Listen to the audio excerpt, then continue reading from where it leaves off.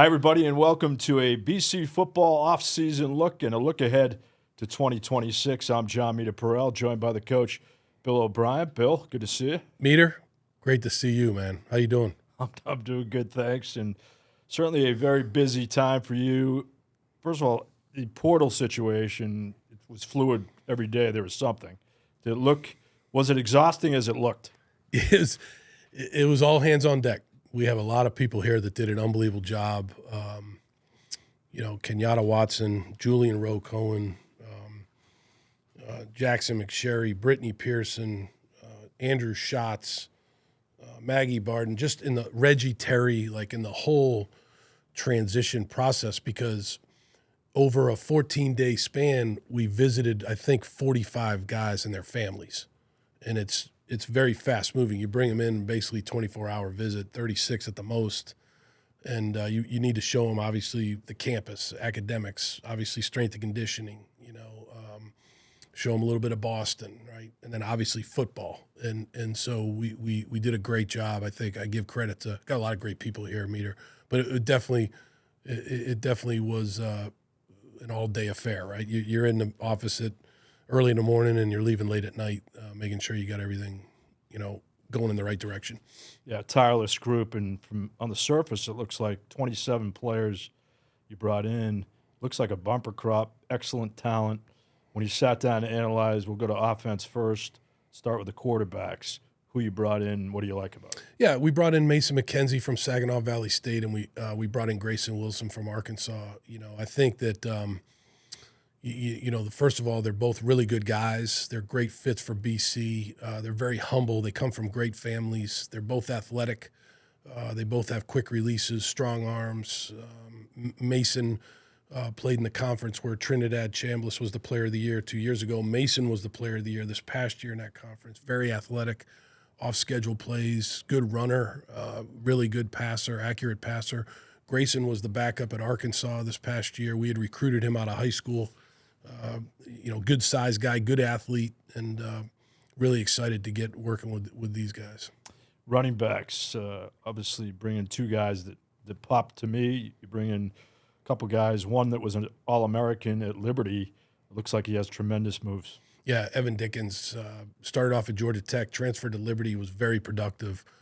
Another great guy, very smart, awesome family. Parents came with him on the visit. Really good fit for BC. Really excited to get him. 3-down back, he can run, he can catch the ball out of the backfield, he can protect. Got Nolan Ray, a bigger back, big guy from University of Maryland.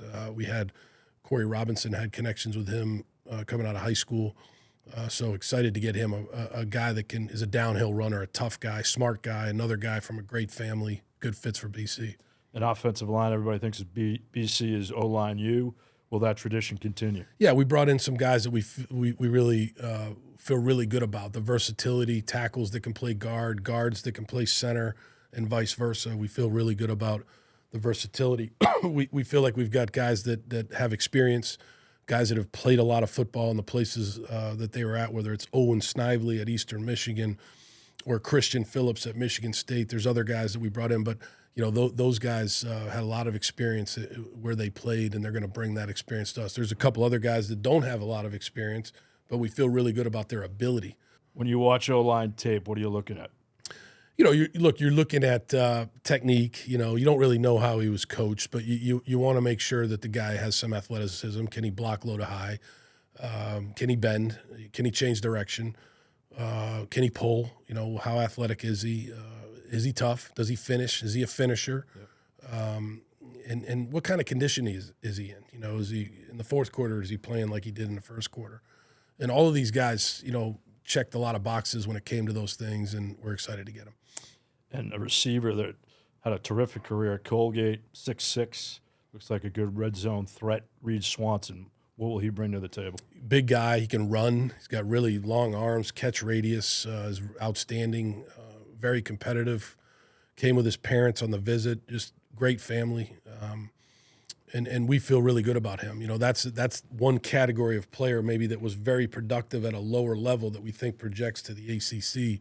He's in that category, right? I think he had 78 catches this past year at Colgate and had a really good year, and so we're looking forward to working with him. Defensively, we shift defense that was very good last year, but linebackers, you replenished that group. What do you see? Yeah, I really like the linebackers we got. We got Anthony Polano from Washington State, and then we got Bodie Cahoon from Notre Dame. Anthony, very productive player at Washington State. He was their signal caller, played a lot of ball. Bodie was primarily used on special teams at Notre Dame, was a backup in a room full of NFL talent, was the next guy, and people at Notre Dame, spoke very highly of Bodie. So we're thrilled to get Bodie in the boat, no doubt about it. And defensive ends, you've said many times we've got to improve our pass rush. What do you see in that class? Yeah, Demetrius Ballard and Chris Jones, two really good guys. Demetrius, 6'6", 260-pound defensive end from Buffalo, very productive. And then Chris Jones from the University of Georgia, another 6'5", 250-pound guy. Yeah, these guys are good ball players. We're excited to have them in addition to the guys we have coming back. So really excited to have those guys on board, and can't wait to start working with them. Also, some good news. You get a guy coming back in KP Price, veteran guy, leader for your defense. Has had a terrific BC career. That's a good stabilizing influence for your secondary. Yeah, anytime you get a guy like that who was your captain on defense last year, one of the captains, it's big. He played dime linebacker for us, played safety and nickel, played safety and base defense. A very versatile guy, great guy, loves football, loves BC. That was big. It was big to retain him, and we're thrilled to have him back. How much time do you spend? You got some good specialists on campus, but how much time did you spend on special teams in the portal? Yeah, we did. We brought in a punter, Bryce LaFollette, and then we brought in a long snapper, John Owens. John comes from Holy Cross, where he was a really good player, linebacker, and a long snapper there. So, and LaFollette adds to our punting depth there. We got Andy Quinn coming back, as you guys know. So we're excited about those two guys. We felt really good about special teams. How we played last year is one of the bright spots of the team, and so we're excited to add to that with those two guys. And also, you look at your coaching staff. Obviously, some changes. One, Will Long is going to the Chicago Bears, your offensive coordinator. What does that mean? We'll figure it out. He just left Friday, really. It just kind of happened. He's been with me for 13 years, and he had a great opportunity with Ben Johnson. He and Ben went to college together. He's got a great opportunity with Ben and the Bears, and we wish Will the best. He did a great job for me. Very hard worker, a really good football coach. We'll figure it out staff-wise. Not in a real rush. I'll run the offense. I'm always involved with the offense, right. And but we'll figure it out what we need to do next. But we hired Ted Roof, defensive coordinator. We're excited about him. Been with me for a long time. Known Ted for 30 years. So brings an attacking style. He played the position of linebacker. Was a great player at Georgia Tech. He's a fun guy. He connects with the players. He's coached a lot of great players in the places he's been. So he's going to bring a lot of experience to our defense. Then we hired Kurt Anderson as the O-line coach. Played at Michigan, was a great player at Michigan. Coached at Arkansas, coached at Northwestern, coached for the Buffalo Bills. Came highly recommended to me by a number of guys, and just really thrilled to have him on board. Hired Joe Daly, who you guys know was here before. Went back to the Panthers, came back to us last year in kind of a volunteer role. Really excited. He's a great football coach. Just hired Mike Hart, the running back coach.